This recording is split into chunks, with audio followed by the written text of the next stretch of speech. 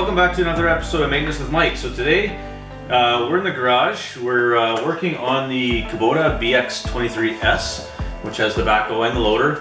We're going to be installing some ROPS bar lights. So they go on these bars here. These are the Quad-Fire Alpina lights, 1500 lumens. They only take 16 watts to run.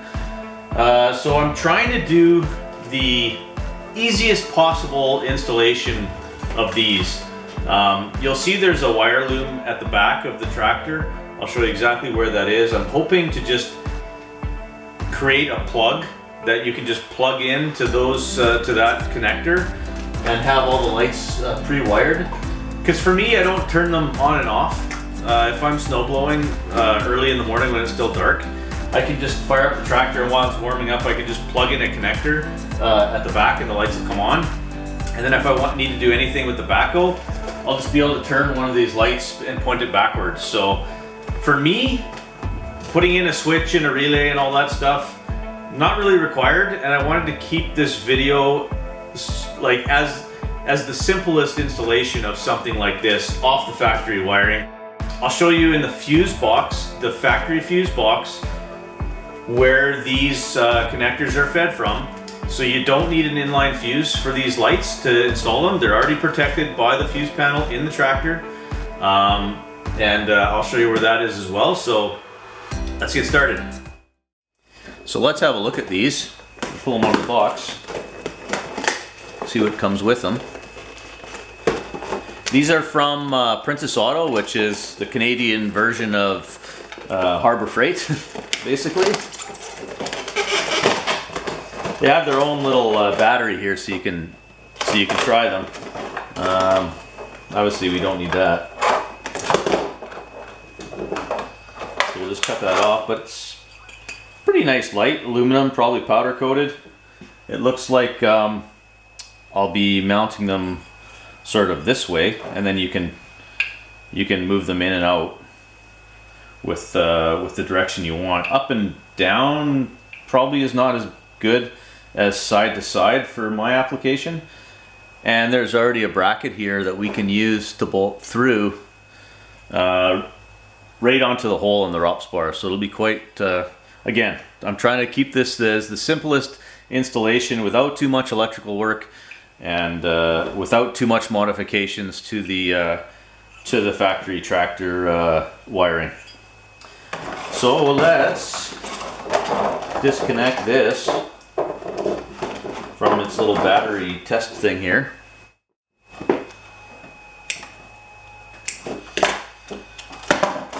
Set that aside. And we got one for each side, obviously, right? So something I want to do here is I want to make sure that when I turn these lights, that it's not going to affect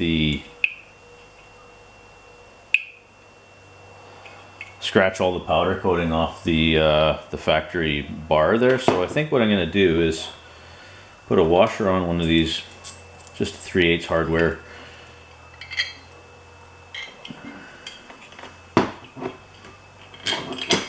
One of these bolts in, and then I'm going to put a washer here as well. We're going to cut a piece of this plastic that's going to sit on here.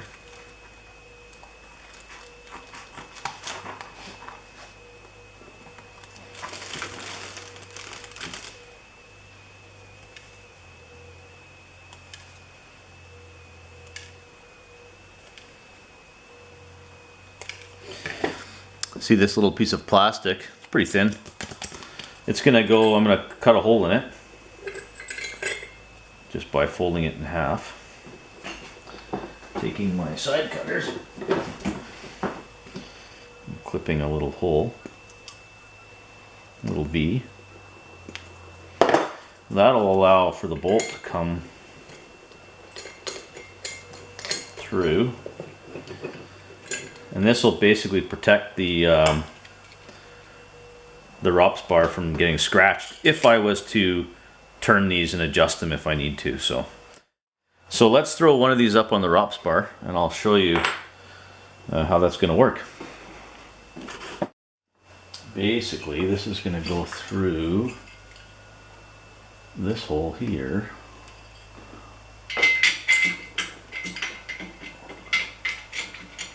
You can see that. Hopefully you can.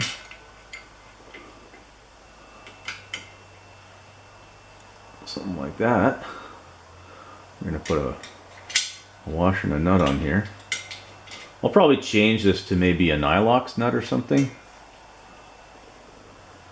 And then you'll see how the this plastic is turning with it, so it's not going to scratch the finish on that. That's kind of what we're left with. And you'll be able to point it down and cast it out. Further this way is not really a requirement because there's going to be another light on the other side, right?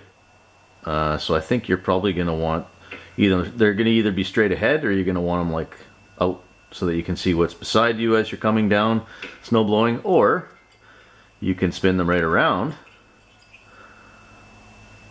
and use them for the backhoe. So that's the idea there.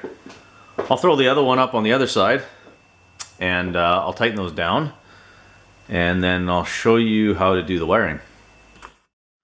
Okay, I just want to quickly show you why again I cut that piece of thin plastic. You'll see it's right here, right up against the ROPS bar. So if I did want to turn these to use for the backhoe, see how that plastic piece is turning with the light as well?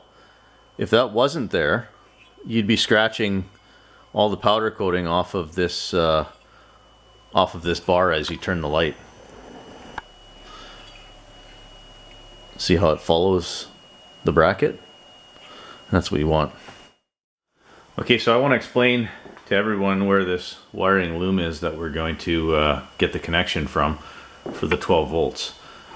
So we're looking at the back of the tractor. This is the operator's position here. This would be the operator's left over here.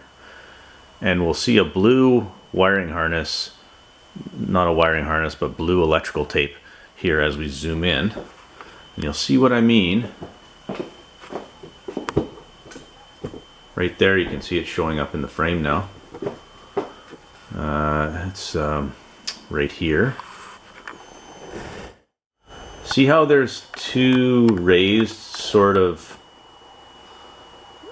there's like a raised portion of that? That's where the connectors are that are left for work lights. Right here, you can feel the connector. And that's where we want to get to. So we're gonna basically trim that very carefully so we can expose those two connection leads, and then we're gonna show you how, even if you don't have a meter, you can test these by hooking up one of these lights to it, ensuring that it's on, and I'll show you where the fuse is for those on the tractor. So you can pull the fuse while the light's on, and if you see the light go out, then you know that that light is now protected by that inline fuse that's already on the factory wiring. So let's get started with this next. Okay, so we're going to very carefully, like I said, cut this tape away a bit. I think this is the connector here actually. I don't know if that's a connector or not. Yeah, I think those are them right there. So we're just going to very lightly score the tape here so we can pull it apart and expose those two connectors right here. There's one, and there's two. And what we'll do is we'll just tape this back up a little bit better here behind once we attach our connector. So I'm going to show you now how to test these with our existing light. Okay, so at the back of the tractor now we've got the one wire, which is your ground, which I'll zoom in and show you this in a second, but I just want you to see the light come on. So we've got a ground, we've got 1, 2 connectors that are both positive 12 volts. We're going to touch the black wire on the ground that's here. It's got like a male connector on it.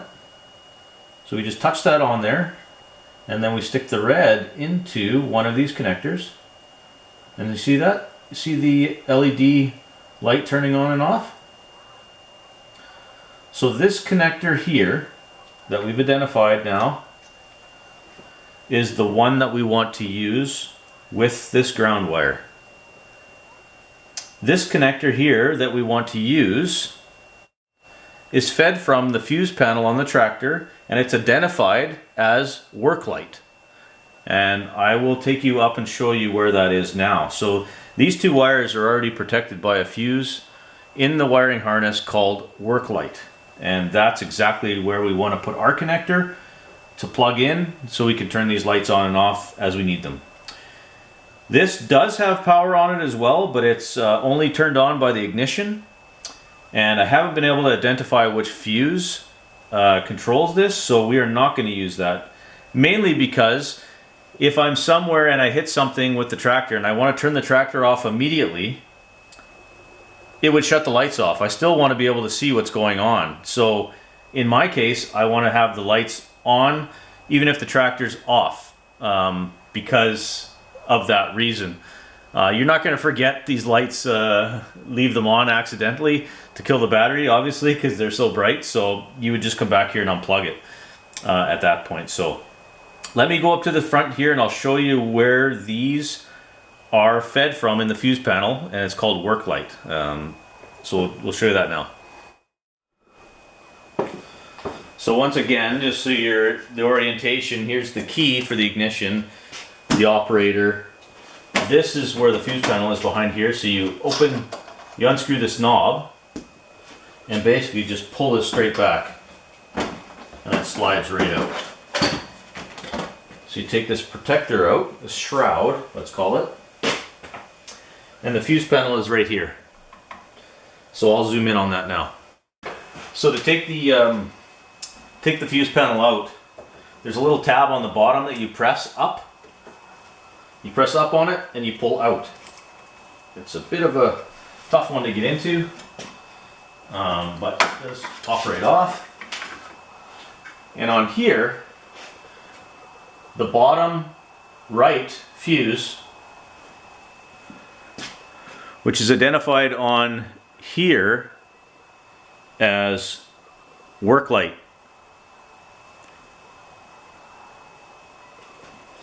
That's the fuse that feeds that wire at the back. So how, without a tester, do we want to make sure that that connector that we've picked is the right one? And we want to make sure that this fuse protects it? Very easy. You plug your work light in and you leave it on, and you come up here and you pull this fuse out. As soon as you pull that fuse out, your work light, i.e. the ROPS bar lights that we're putting in now, will turn off. So a very simple way to test that and make sure you've got the right wire. Right, so once again, with the key off, we're putting the ground on here, touching it on this one. The light's not turning on, so we know that's the one that's controlled by the ignition. This is the one we want to use that has the lights come on and off. You know what I'm going to do? I'm going to stick this in here a little bit and show you exactly how to do this so that you know you can get that to stay on. Come on. I want you to be 100% sure on this. So we've got positive in there now. Let's wedge the wire inside here a little bit. so it stays on. Okay, so that light's on now. You guys watch that.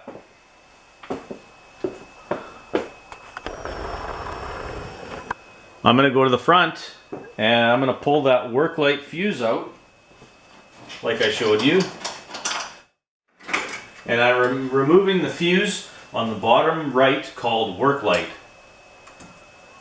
And you guys saw that, right? The light went out. So we know that those two wires are protected by this fuse in the factory wiring. I'm going to plug the fuse back in now. Light comes back on. Okay. Okay, so we're going to tape this back up now, keeping these two wires that we want to use outside of the taped area. Obviously they had these taped up for a reason. We're just going to wrap this back up again. Same way they had it, but with black tape.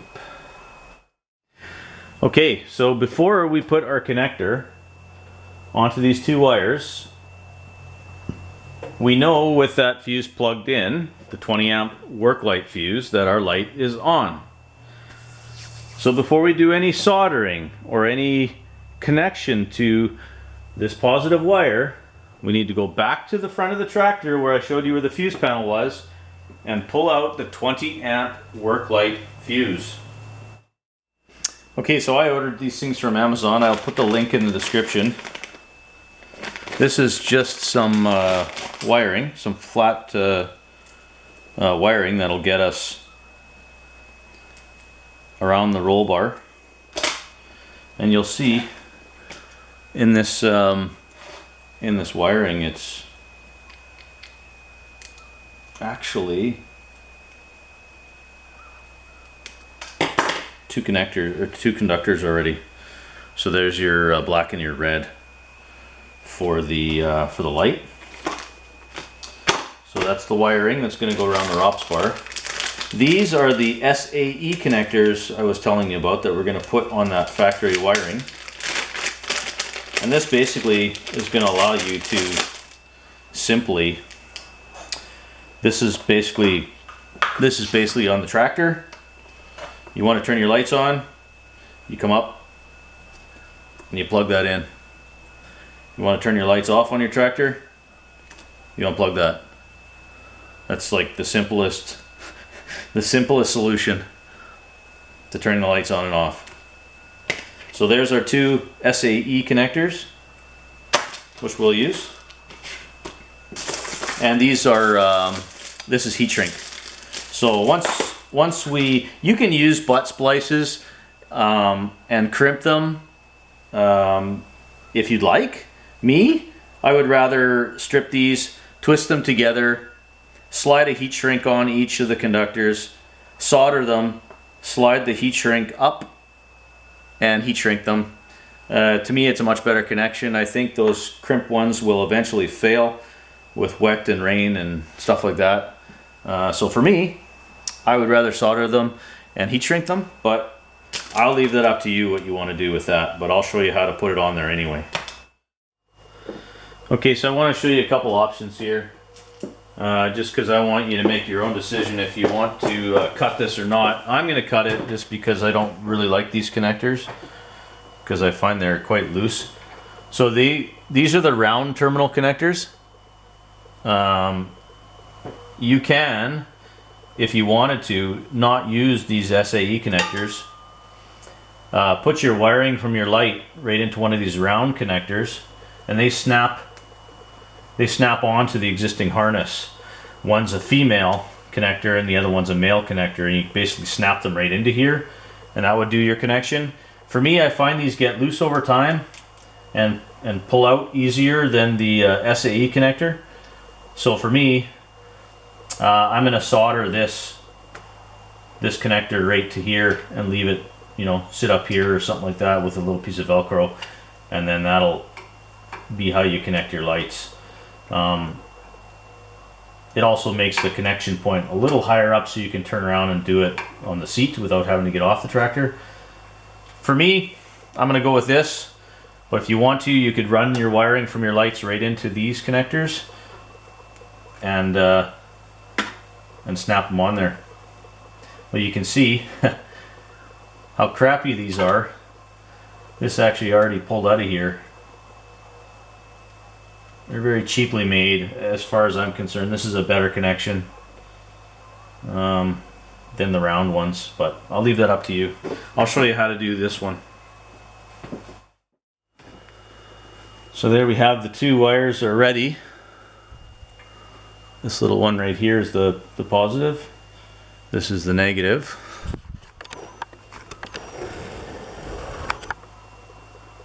So you can see that a little better.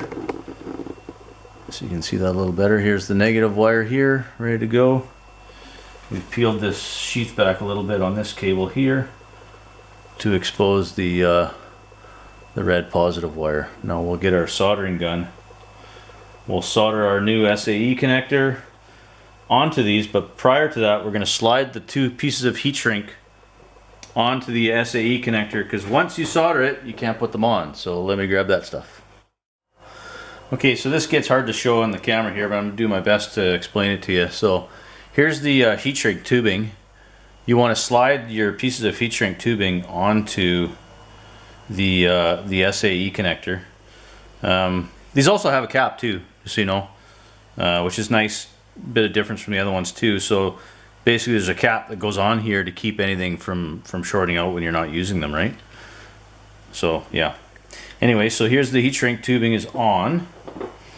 So I'm going to zoom in on this connection here so you guys can see what I'm doing. Basically, what I do is I bring the two conductors together in an X.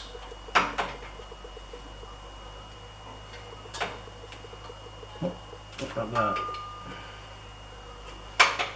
Basically put an X across the top of them and then I twist them.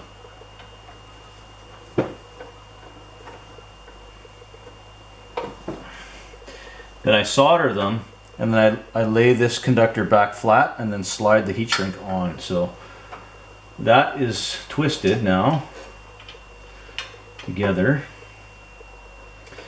We're going to put some flux on that conductor now.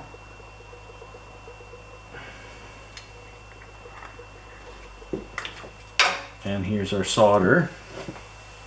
Our soldering gun.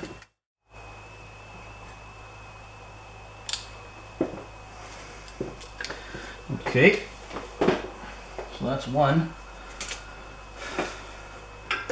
But like I said, I like two. That's going to be really hot now.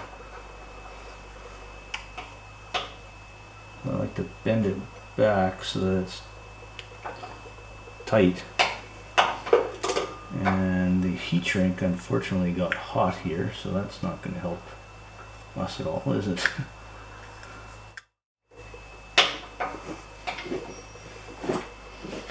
So there it goes into the heat shrink. Oh. Okay, so we got the wire into the heat shrink now. We want to slide it as far up as I can go to protect it. And then this sheath obviously is going to come back over down a bit. So there's the positive wire. We've got that. We'll heat shrink it in a second. That's soldered. Same thing for this one. Got your heat shrink on here. Make sure it's far enough back that we don't heat it up this time. Make your X with your two wires. Twist them together.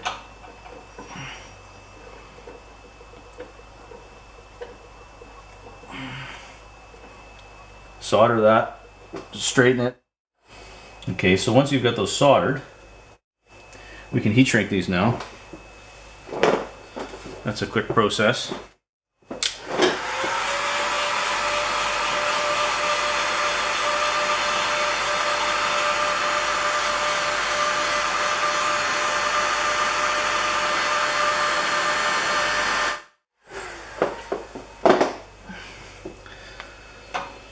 So those are protected. Like I said, we'll just retape this and have that little whip going up like that. I always like to make a nice neat job of this.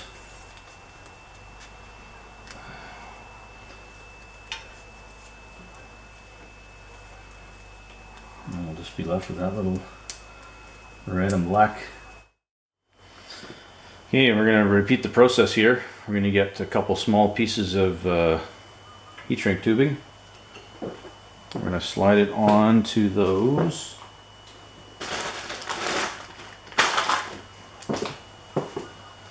Try not to heat it up this time. So we want a little piece of heat shrink here. A little piece of heat shrink on this piece.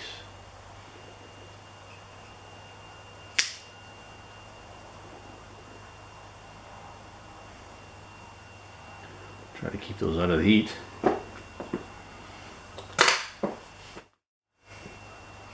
grab our soldering gun and our torch. I'm going to twist these wires again like we did before with the X.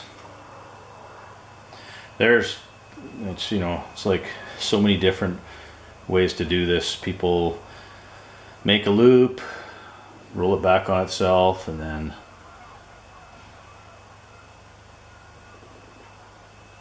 put it back over and tighten it up again. And I mean, there's countless ways to twist and solder wires together, but for me this works, and haven't had any issues yet with anything coming apart. So flip that over, do the same with the ground, make an X, twist it,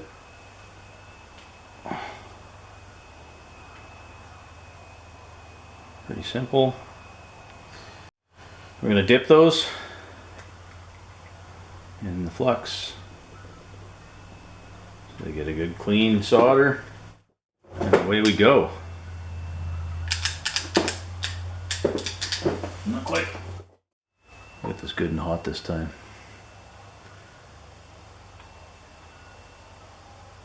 Try not to transfer any heat to the heat shrink.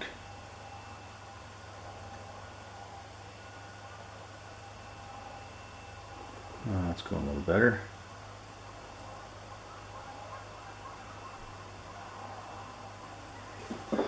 One done.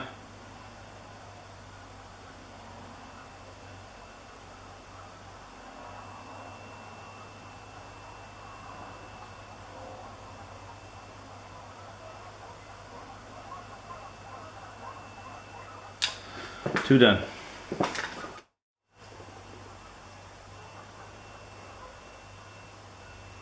Fold it back. Pull the heat shrink over top of the solder. Same with this one. Fold it back. This heat shrink is really good because it has glue in it too. So that's kind of what we're looking for the two conductors.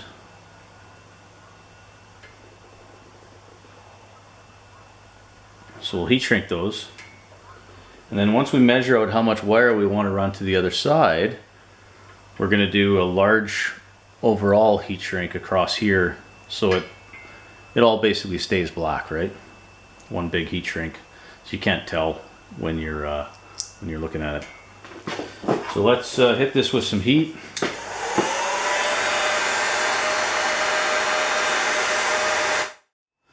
Got some nice big tie wraps too that we're going to use here to secure this. Like I said, we're just going to do it lightly for now, so we kind of figure out where we want to go.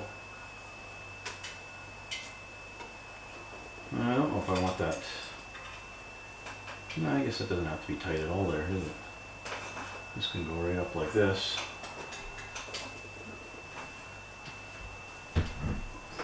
Probably do one right here on the inside of this corner.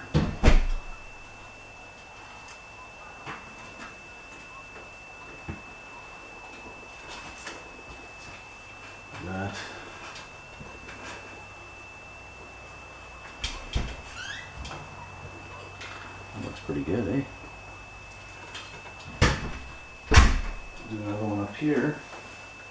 I have quite a few of these, so I'm not going to be shy with them, that's for sure.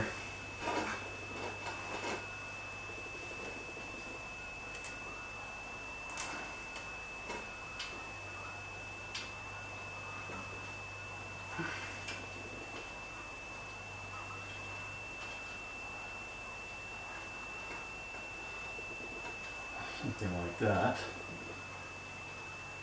You can see how nice that looks.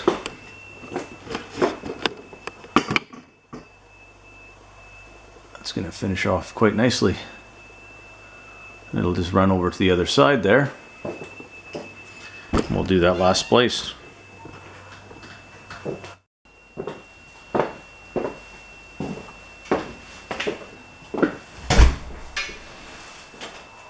So we're going to measure this across here. We're going to put some heat shrink on there.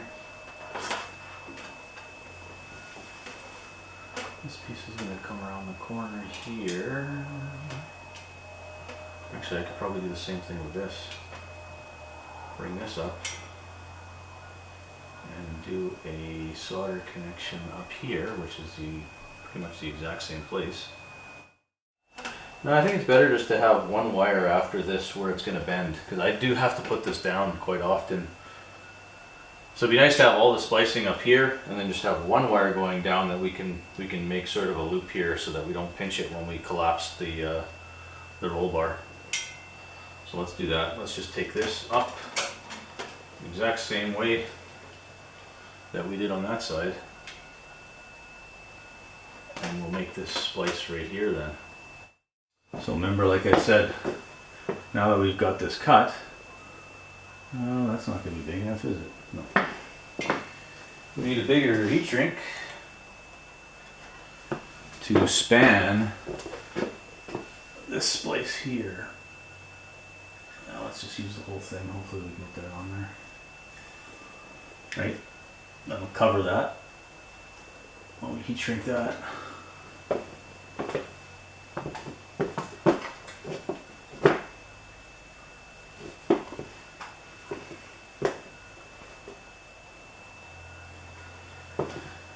And we're going to need one more of these now, right? When we do this one to slide over there. So you have to do that now, otherwise you're not going to get that back on there. Okay, so this side requires a bit more planning than the other side because you have basically 3 wires that have to go on here, right? This one that's coming across from here, plus you need to have the big heat shrink on there, as well as you have these wires coming up from this light, and this red and black wire, which is the last one, that goes all the way down to our connector that we wired to the tractor. So there's 3 wires here that have to get soldered together. So you want to be very careful.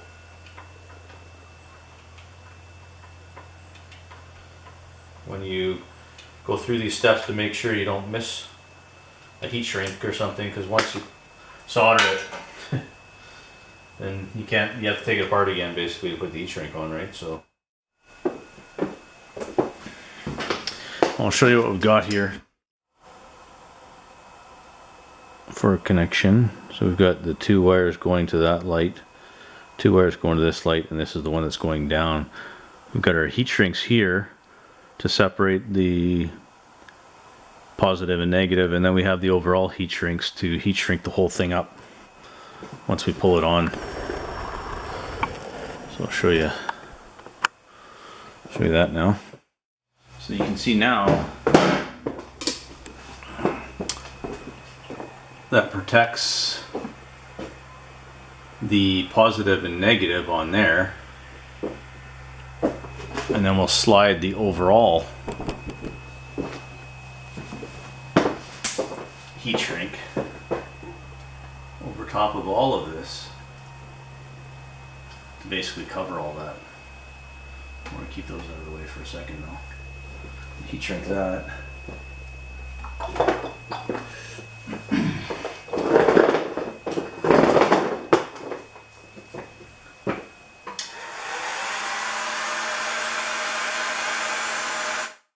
heat shrink goes over top of all this. And then you're just left with this wire coming down here. Everything's nicely covered up with heat shrink. So there.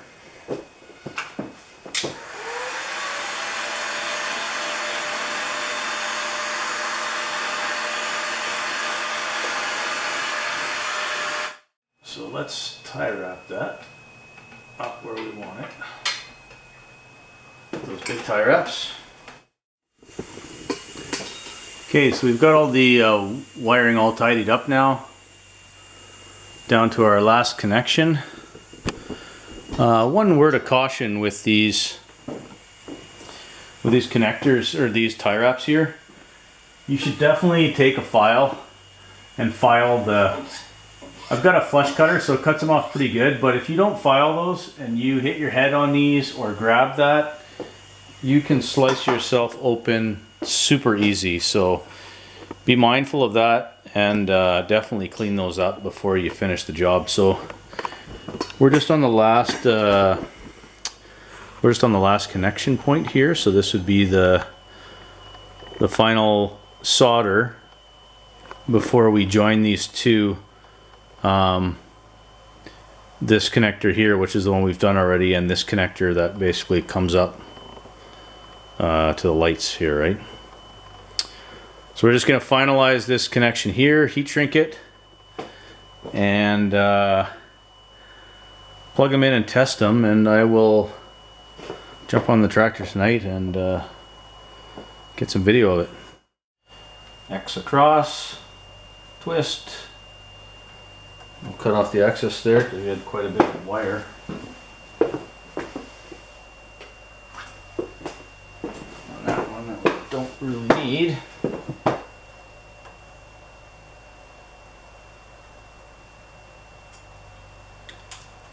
There we go.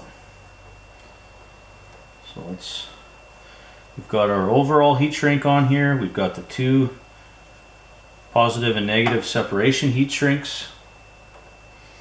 We're gonna dip the wires again.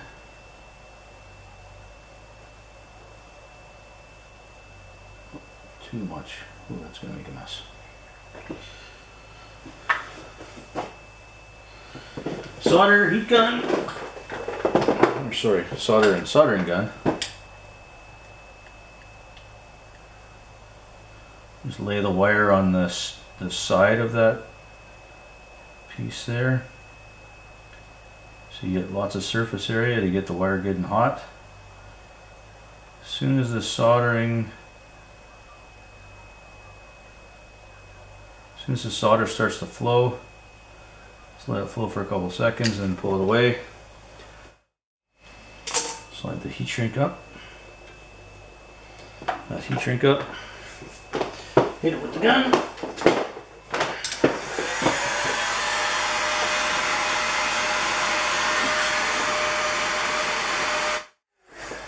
And then we're doing an overall heat shrink.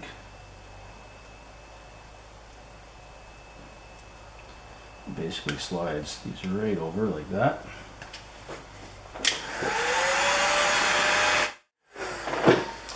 Okay. So then this is just going to basically drop down there. Because the SAE connectors, when you, so that now this would be positive on this side when you plug it in. For example, let me see if I can get you a better shot here.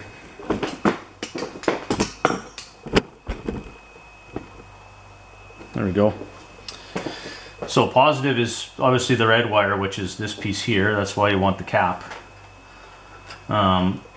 So obviously when you were to do this, you're basically making the negative, you know what I mean? That's not going to work. So you have to have this little reverse connector. And basically what that allows you to have is, it basically switches it now. So the positive is the female now. You see that?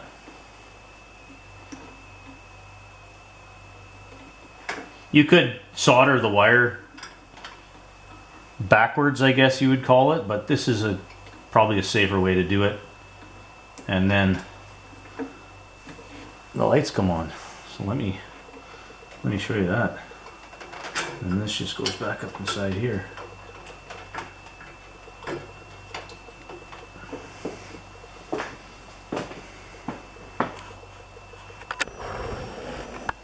So hopefully that makes sense. The just changes the polarity, right? Because obviously the male here is positive, and if you're to plug this into here, yes, we've got no lights. So obviously you know why, is because you need the polarity changer. So it flips it to the other side. You can't mess that up. Pretty simple. Tuck that in there. Let's have a look.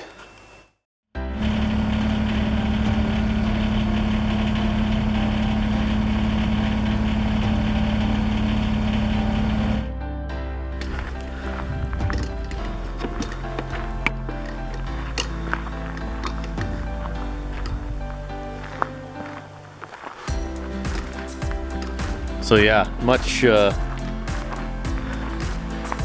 more light.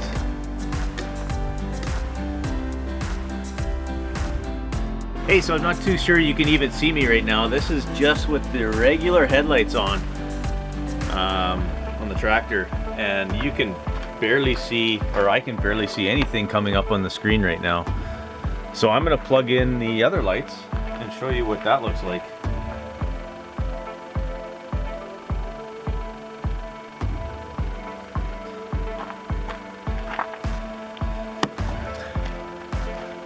So now I'm sure you can see me. So very big difference in lumens for snow blowing.